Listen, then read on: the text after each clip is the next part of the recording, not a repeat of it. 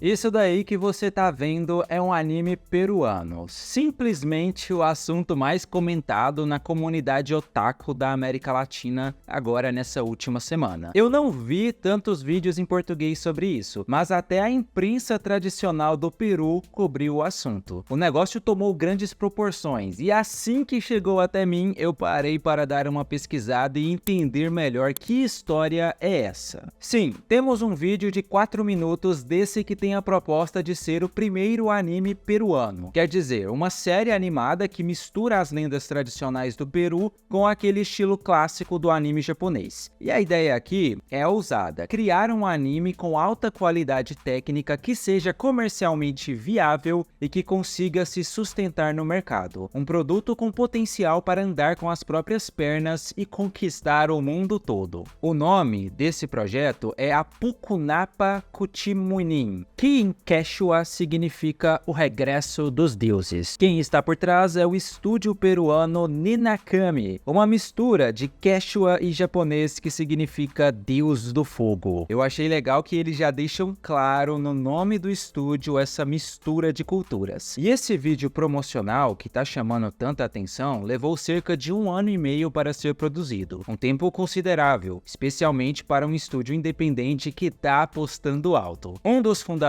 do estúdio é Omar Valerros, que atualmente faz mestrado no Japão com um foco bem específico: como produzir um anime, não só como desenhar um anime. Esse olhar voltado para a viabilidade comercial e para a estrutura por trás da obra é um dos grandes diferenciais do projeto. Inclusive, ele teve toda a ideia lá no Japão. Ele queria encontrar uma forma de levar essa indústria para o seu país natal, para o Peru. Hoje ele está lá no Japão trabalhando e estudando ao lado de grandes estúdios, mas com o coração e a inspiração voltados para as montanhas e as tradições peruanas. Mesmo sendo um estúdio recente, Ninakami já conta com uma equipe experiente, que inclui animadores, ilustradores e compositores que já passaram pela indústria do anime. Isso dá ao projeto um peso técnico, artístico, que o aproxima do padrão japonês, mas com uma identidade 100% latino-americana. Valerros é o produtor-chefe. Ele cuida da direção de animação, da fotografia e ainda é a ponte direta com os estúdios japoneses, enquanto o resto do time está aqui na América do Sul. Outro nome importante do projeto é Daphne Divinatea. Ela é a produtora de animação responsável por toda a coordenação e pela distribuição de recursos. Sem ela, o estúdio simplesmente não gira. E a terceira fundadora é Sol Ferrari, que também vive no Japão. Ela é a animadora e diretora de arte e a pessoa que está desenhando os personagens do projeto. E ela também é a esposa do Omar Valerros. Mas beleza, qual é o plano para esse anime do trailer se tornar uma série completa? O jornal peruano El Comercio conversou com a equipe do estúdio. Diferente de muitos projetos ocidentais que dependem de fundos estatais ou editais cheios de exigências criativas, a Ninakami garante que vai seguir o método japonês do comitê de produção. Várias empresas que não são concorrentes entram com investimento e, em troca, garantem direitos de distribuição ou licenciamento por um período determinado. Por exemplo, um serviço de streaming, tipo a Crunchyroll, pode investir no projeto e ficar com os direitos de exibição, mas o controle criativo continua 100% nas mãos do estúdio. É assim que os grandes animes japoneses funcionam, e é exatamente esse espírito que essa galera está trazendo para o Peru. Eu vou ler aqui um trecho dessa reportagem. Na Europa ou em qualquer outro lugar onde você consiga dinheiro para doações ao projeto, eles te obrigam a ter integrantes daquele país na sua equipe. Se você quer fazer um projeto local, te obrigam, por exemplo, a ter um francês na equipe. E ele não vai entender a sua cultura, disse Ferrari. A Pukunapa é para nós uma proposta artística, mas também temos uma proposta industrial e de negócios. Tudo precisa funcionar em conjunto. A animação não é só arte, é um negócio. É uma indústria. Busca-se um sistema de sustentabilidade, acrescenta o Valerros. A história do anime se passa no mundo atual, mas com um detalhe que muda tudo. As criaturas, as entidades e os deuses da mitologia peruana voltaram. Eles estão retornando para reclamar os seus antigos territórios. E isso, claro, mergulha o mundo num verdadeiro caos. No centro de tudo está Sisa, uma jovem comum que acaba cruzando o caminho de Nina, a deusa do fogo. Só que o trailer dá a entender que Nina não faz ideia de quem ela é. Também aparecem vários outros personagens marcantes, como Yá, o deus do raio, e o Pedro, que é o humano que o acompanha. O que o anime propõe é uma espécie de choque entre passado e presente. Criaturas lendárias surgem no meio da vida moderna, gerando conflitos intensos, encontros inesperados e muita ação. Tudo isso com um pano de fundo que é mais do que cenário. O próprio Peru e suas diversas realidades são parte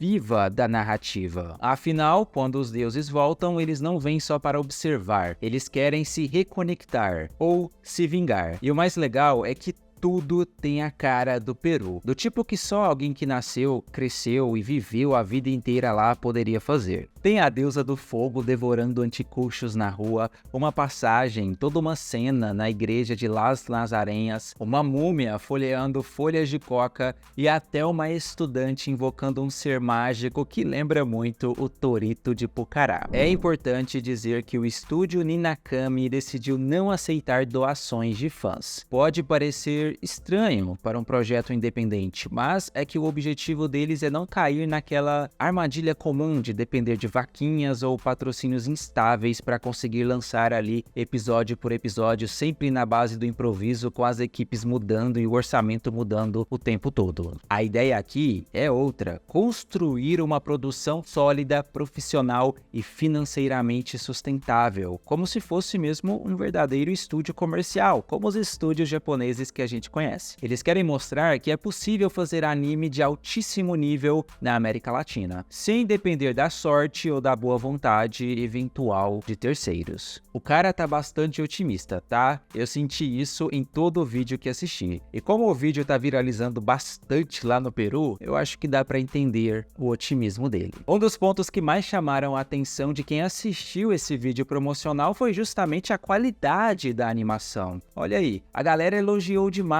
o cuidado técnico, especialmente nos fundos, que retratam com riqueza de detalhes o ambiente urbano do Peru. Isso dá um toque único ao projeto e o distancia bastante da estética simplificada que a gente costuma ver em produções independentes. O Valerros garante que o que foi lançado não é um trailer oficial, mas sim um vídeo promocional, uma espécie de prova de conceito, para mostrar ao mundo do que eles são capazes. Segundo ele, a animação final vai ser ainda mais impressionante do que o que nós já vimos. Se isso for verdade, dá para esperar coisa muito grande vindo por aí. Eu torço muito para dar certo. Vamos continuar acompanhando esse projeto. Se você gostou desse vídeo, já deixa seu like, o seu hype, se inscreve no canal se ainda não for inscrito. Um abraço e até o próximo vídeo.